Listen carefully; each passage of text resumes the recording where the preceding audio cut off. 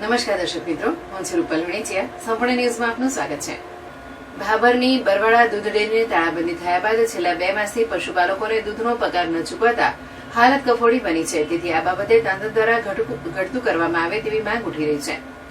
બનાસકાંઠા જિલ્લાના ભાભર તાલુકાની બરવાડા ખાતે દૂધની ડેરી આવેલી છે. આ ડેરીમાં અંદાજિત 1000 જેટલા પશુપાલકો દૂધ ભરાવતા હતા, પરંતુ છેલ્લા 2 માસથી આ દૂધ ડેરીને તાળા લાગી ગયા છે. તેમજ દૂધ ભરાવેલા પશુપાલકોના દૂધનું પેમેન્ટ પણ ચૂકવાયું નથી, જેના કારણે પશુપાલકોની હાલત કફોડી બનવા પામી છે.